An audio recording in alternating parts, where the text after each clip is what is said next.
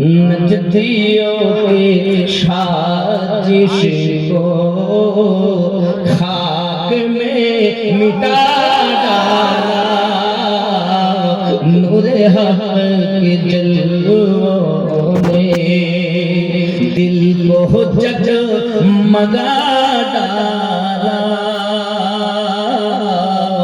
मुस्तफा की आमद ने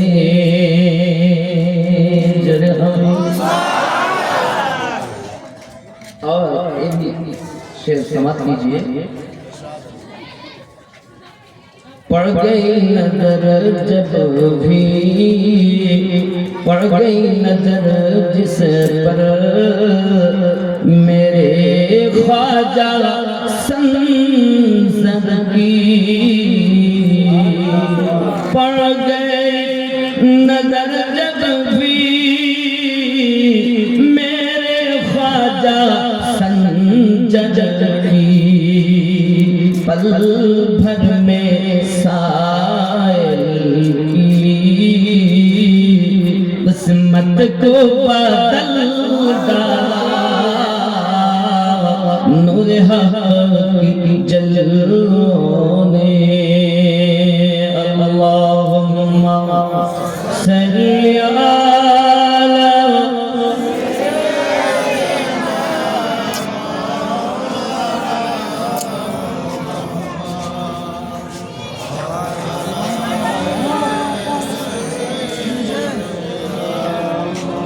मौलाना मुहम्मद सल्लल्लाहु अलैहि वसल्लम। খেয়াল করুন, আমরা হলাম শ্রেষ্ঠ জীব মানুষ। আমরা কি মানুষ? এমন কোনো মানুষ নেই যে আমাদের দ্বারা পাপ হয় না। আমরা যারা আছি সবাই পাপী তো নাকি? এর মধ্যে নিষ্পাপ কেউ আছে? কম ও বেশি সবাই পাপী। মসজিদে মাশাআল্লাহ এক ব্যক্তি বালিয়াঘাটে বাড়ি, মোহাম্মদ সাগর 2খানা কুরআনুল মাজিদ দান করেছেন। আল্লাহ তাআলা দানকে কবুল করুন। সবাই বলি আল্লাহুম্মা আমিন। আরো জোরে আল্লাহুম্মা আমিন। আল্লাহুম্মা আমিন।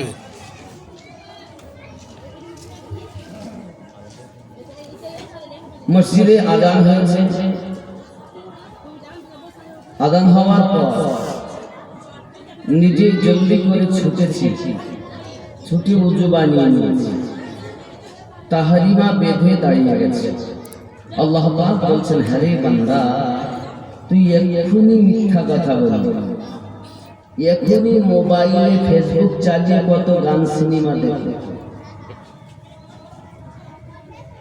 সুদের টাকা নিয়েছিস, ওজনে কম দিয়েছিস, বিভিন্ন গুনাহে লিপ্ত হয়ে এখন তুই আসামি সেজে আমার কাছে দাঁড়িয়ে কি বলতেছিস? বল, কি বলবি? তখন আমরা আসামি সেজে বলি, আলহামদুলিল্লাহি রাব্বিল আলামিন। সমস্ত প্রশংসা আপনার জন্য, আপনি তো জাহানের পালনকর্তা। আল্লাহ বলেন, আর কিছু বলবি? আমরা তখন বলি, আর রহমানির রহিম। আপনি রহমান, আপনি রহিম, আপনাকে আমি দয়ালু মানি, আপনাকে আমি রহমান বিশ্বাস করি।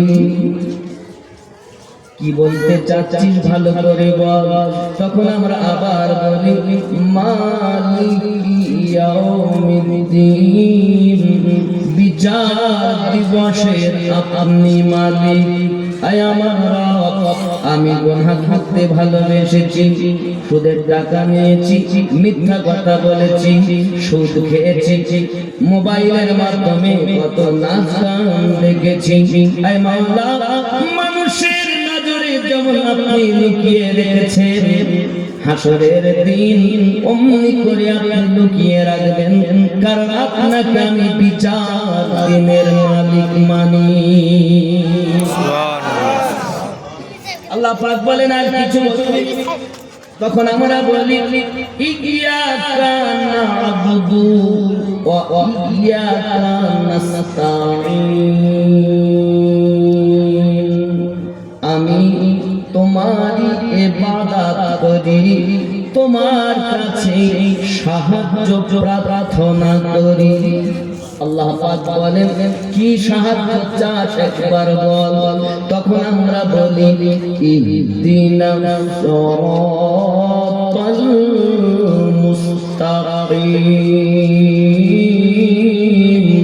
আয় আল্লাহ আমাকে সোজা সরল সঠিক পথে পরিচালিত করুন।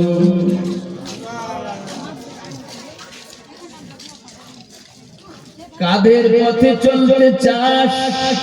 আমরা সঙ্গে সঙ্গে বলি সিরাতাল্লাযীনা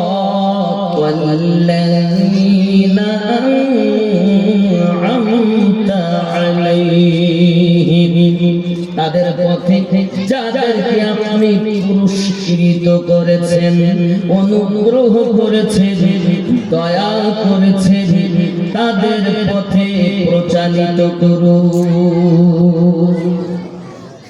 গায়রিল মাগদুবি আলাইহিম ওয়ালাদ-দাল্লিন,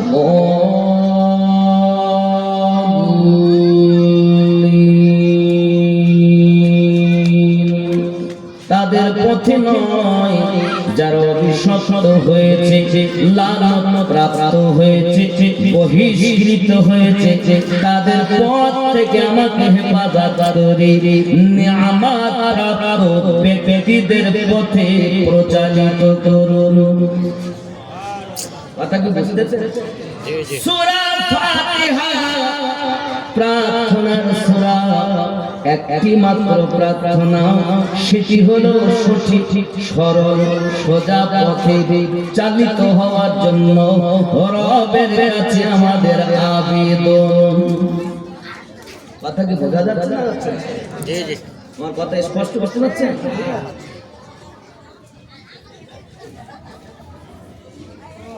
তাহলে সঠিক পথ, সোজা পথ, সরল পথ চলবো বলে আসামি সেজে বলেছি নাকি?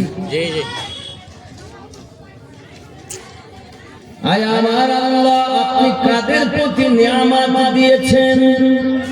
দুনিয়ার কোন মোল্লাকে আমরা বিশ্বাস করি না, আল্লাহ আপনাকে বিশ্বাস করি। তাই আমার কথা জানতে চাই, আপনি বলুন কাদের উপরে নিয়ামত দিয়েছেন? কারণ নিয়ামত প্রাপ্ত ব্যক্তিদের পথ হলো সঠিক পথ নাকি? আমার আল্লাহ পাক আমাদের এই সামান্য ক্ষুদ্র ব্রেনের ভিতরে ঢোকানোর জন্য আল্লাহর মহাগ্রন্থ আল কোরআন মাজিদের ভিতরে স্পষ্ট করে জানাচ্ছেন, বিসমিল্লাহির রহমানির রহিম, আন'আমাল্লাহু আলাইহিম মিনান والصديقين والشهداء والصالحين। আল্লাহ পাক বলেন আমি আল্লাহর নিয়ামত নবীদের উপরে রেখেছি, আমি আল্লাহ পাকের উপহার সিদ্দিকীনদের উপরে রেখেছি, আমি আল্লাহর নিয়ামত শুহাদায়ে কিরামদের উপরে রেখেছি, আমি আল্লাহ পাকের নিয়ামত সালেহীনদের উপরে রেখেছি। আয় আমার বাবা, মহান আল্লাহ পাক আল্লাহ তাআলা 1,24,000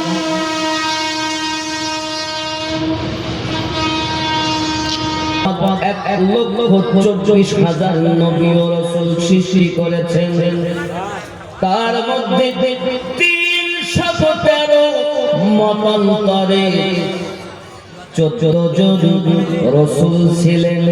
যত নবী ও রাসূল আল্লাহ পাঠিয়েছেন, সকল নবী ও রাসূলের মধ্যে আমাদের নবী শ্রেষ্ঠ রাসূল। সুবহানাল্লাহ সুবহানাল্লাহ। ঠিক ঠিক জি সিনাতে নেমে বুকটাকে উঁচু করে আল্লাহ বান্দা বান্দি আপনি বলবেন, আমরা ওই নবীর উম্মত যার উপরে স্বয়ং আল্লাহ ফেরেশতাদেরকে নিয়ে দরুদ পড়েছে। সুবহানাল্লাহ সুবহানাল্লাহ। এই বন্ধু, নবীদের উপরে আল্লাহর নিয়ামত, তাহলে বোঝা গেল নবীদের পথ হলো সোজা সরল সঠিক পথ। 2 নাম্বার সিদ্দিকীন সত্যবাদীগণের পথ, সোজা সরল পথ। 3 নাম্বার শহীদগণের পথ, সোজা সরল পথ। 4 নাম্বার সালেহীন, যার বাংলা অর্থ হলো নেককার ব্যক্তিদের, নেককার ব্যক্তিত্ব, নেককার ব্যক্তিদের উপরে আল্লাহ পাকের নিয়ামত। এখন আপনারাই বলুন বাবাজি, পৃথিবীর জমিনে আমার দোস্ত পাক নেককার না বদকার? নেককার। যারা মানে তারা বলবে নেককার, যারা বিশ্বাস করে না তারা বলবে বদকার। ঠিক না? জি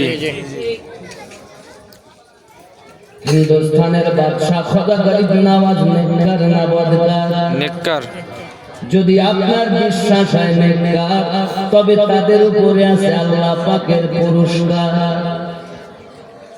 আর যদি আপনার মনে হয় তারা নেককার নয়, তাহলে তাদের প্রতি পুরস্কার নাই।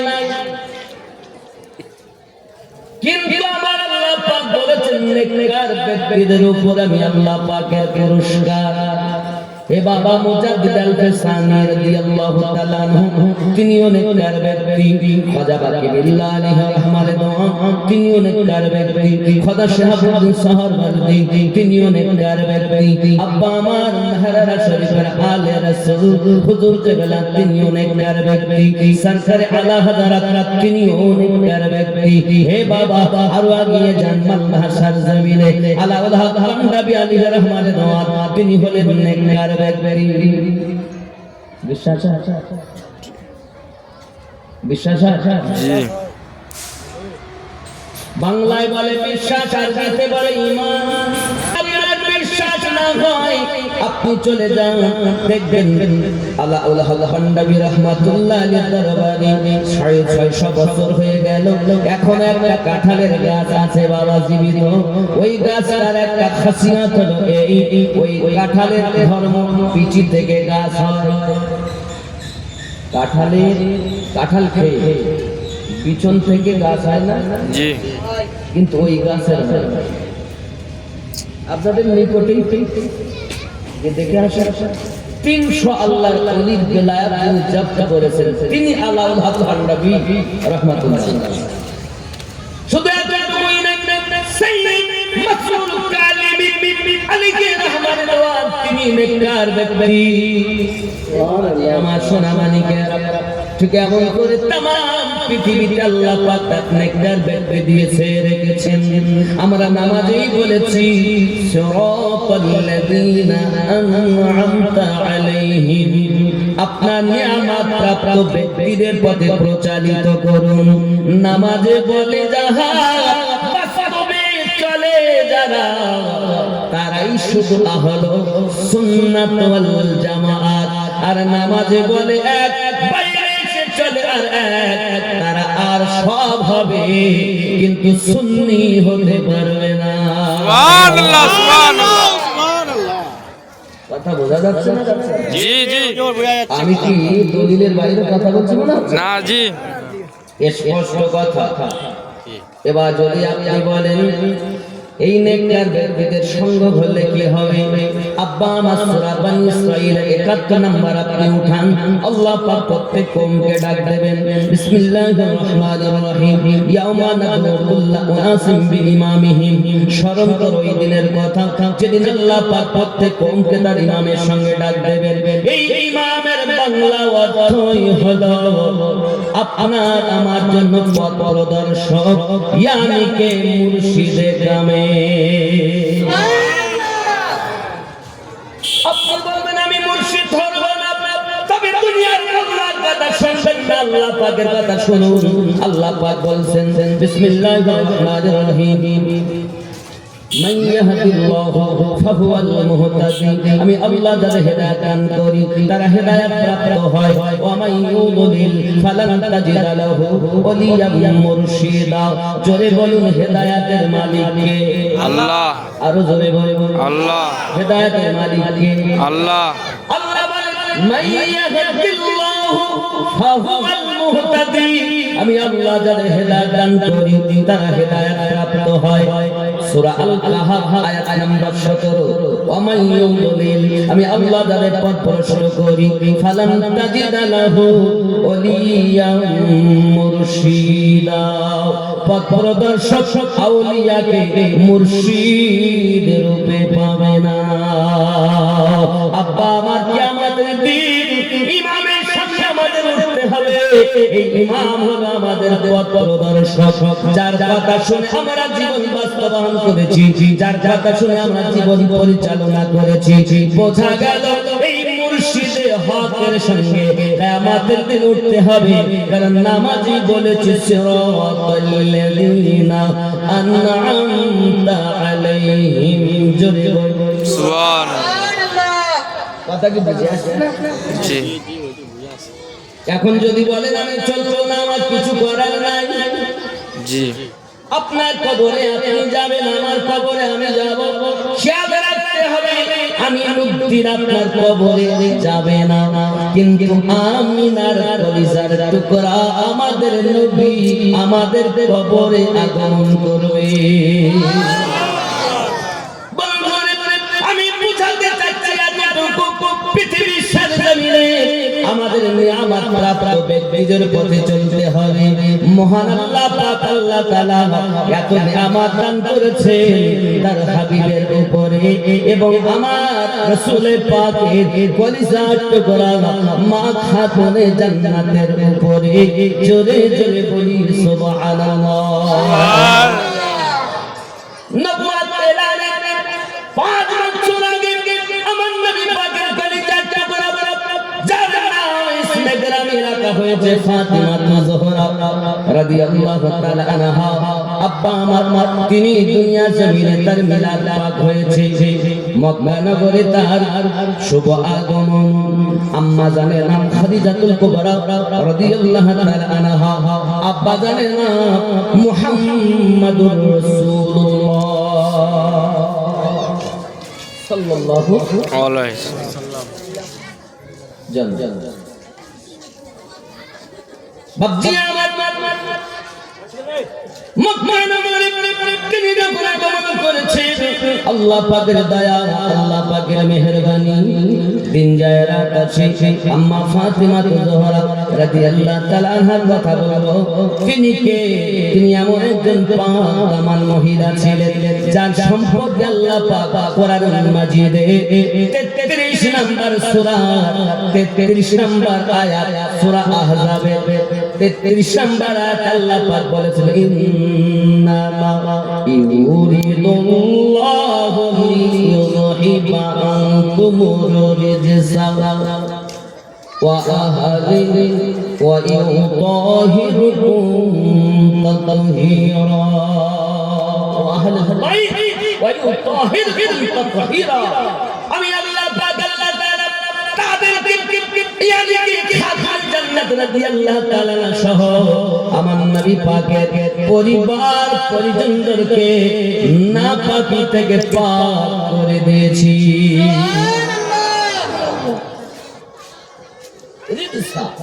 নাপাকি থেকে পাক করেছেন। ওয়াহালিল বাইত ওয়াহালাল বাইত নবী পাকের ঘরওয়ালা ওয়া ইউতাহিরুকুম তাতহীরা। আল্লাহ তাদেরকে পবিত্র বানিয়েছে। জোরে বলে সুবহানাল্লাহ। কোন ফাতিমা যিনি বিবাহের পর রাস্তা দিয়ে যখন স্বামীর ঘরে যাচ্ছেন, আল্লাহ পাকের 70,000 ফেরেশতা গেলে মানেরা মাটি তুলতেছেন, আম্মা জানের কদম চুম্মে করতে করতে যাচ্ছেন। কোন ফাতেমা যার উপরে আল্লাহ গেলে মানেরা আপনাকে রহমতে ছায়া করে রেখেছেন, ফুল বর্ষণ করতেছেন। যদি বলুন সুবহানাল্লাহ।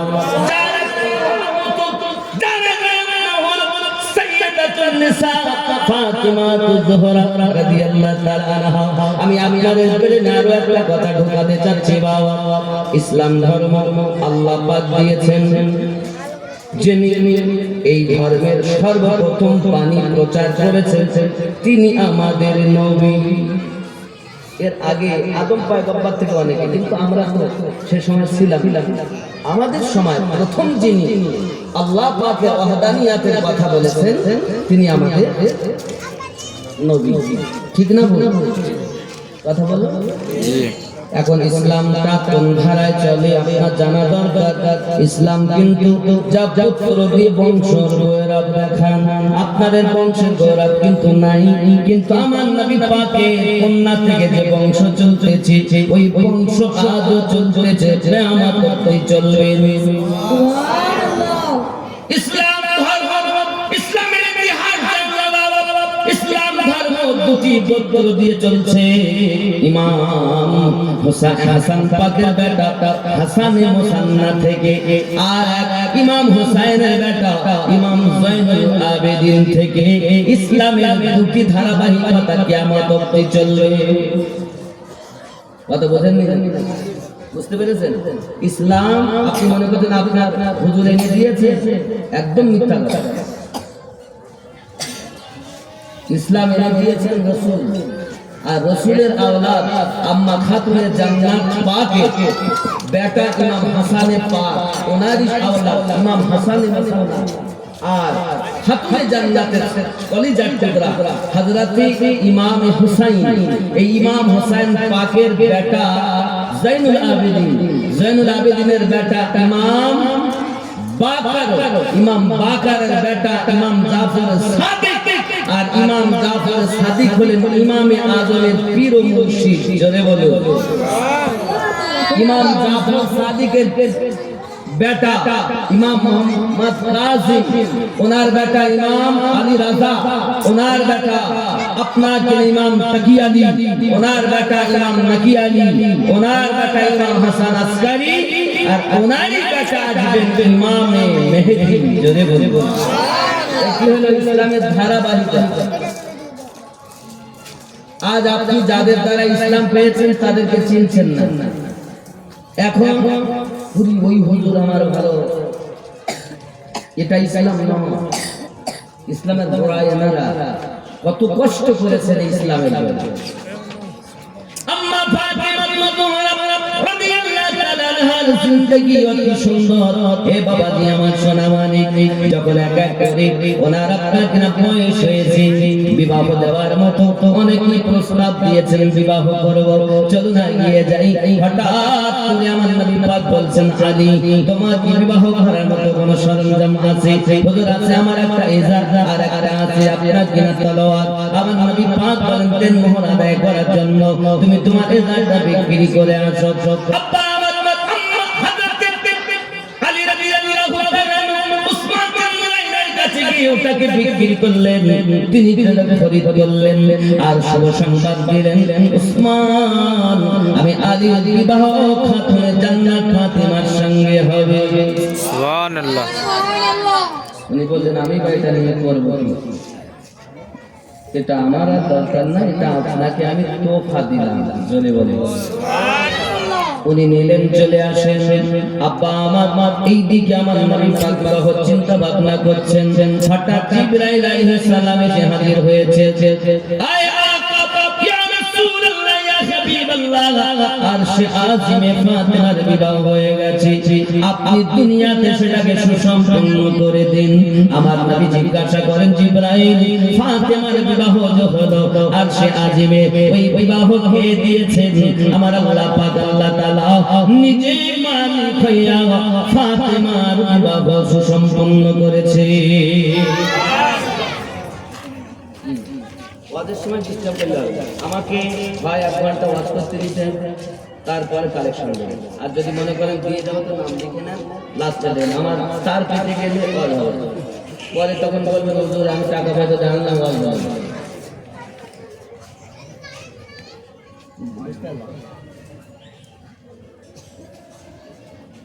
ঠিক আছে ইনশাআল্লাহ। একজন ব্যক্তি 2000 টাকা দিয়েছেন আল্লাহর ঘর মসজিদের জন্য। মিরাজুল সাহেব, নারে তাকবীর, নারে রিসালাত। তিনজন মিলে এগুলো টাকা দিয়েছেন। আল্লাহ সকলের দান কবুল করুন, বলে বলি আমিন। আজ আমার ওয়াজের ধারায় লেখাই আছে মা ফাতেমার জীবন। এই জন্য আমি আম্মা জানের জীবন বলি, কিন্তু এনাদেরকে মানতে গেলে, অনুসরণ করতে গেলে ইহদিনাস সিরাতাল মুস্তাকিম সিরাতাল লাযিনা আন'আমতা আলাইহিম আমরা সবাই পড়ি নাকি? জি। তো নামাজে যেটা বলেছেন বাস্তবে সেটা করুন। বাইরে এসে কেন বলছেন করব না? আপনি জানেন ও যে এত মাজার করছে কেন এরা? আপনার জানা নাই? মদিনাতুল মুনাওয়ারায় জান্নাতুল বাকিতে 16টা মাজার ছিল, সমস্ত মাজার ওয়াহাবিরা ভেঙে দিয়েছে। 16টি গম্বুজওয়ালা মাজার ছিল। কার কার ছিল? প্রত্যেকটা আমার কাছে লেখা আছে। বন্ধুরে আমার আগে চলুন আম্মা ফাতেমা মাযহুরা রাদিয়াল্লাহু তাআলা আনহা পৃথিবীর সরজমিনে বিবাহ সুসম্পন্ন হয়েছে। তার মহান আল্লাহ পাক করেছেন। জিবরিল আমিনকে আমার নবী জিজ্ঞাসা করেন, জিবরাইল যদি বিবাহ আল্লাহ পাক করে দেন ওই সময় মালিক হয়ে, তাহলে মালিক হলে তো কিছু না কিছু দেওয়া লাগে। আমার ফাতেমাকে আল্লাহ পাক কি দান করেছেন?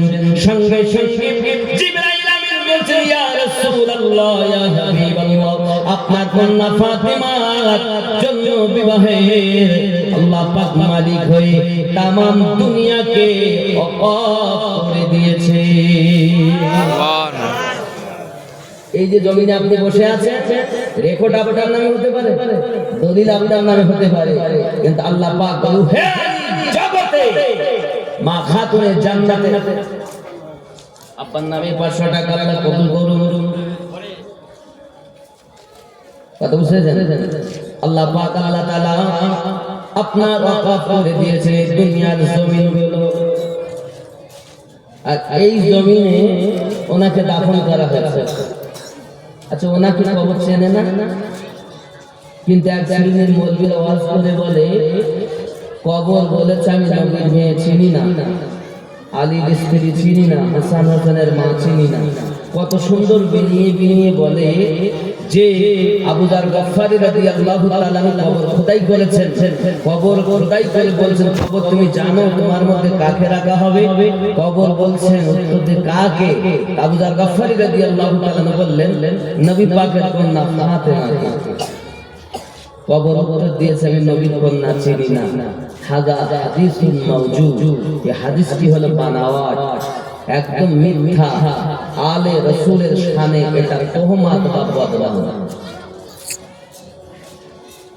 কবরের বহু আযাবের হাদিস আছে, আপনি সেগুলো বাদ দিয়ে এটা কেন দেখেন? জন্ম আমার নবীর যুগে হলে কেমন হতো, জন্ম আমার নবীর যুগে হলে কেমন। এই 12 তারিখে আবার বাংলাদেশ যাবো। আজকে কয়? 12 তারিখে আবার বাংলাদেশ যাবো। সেই ঝিনাইদহ সদর, যশোরের পাশ, যশোর পার হয়ে গেছে। তা ওইদিকে শ্রোতা কত চাঙ্গা, আর আমাদের শ্রোতা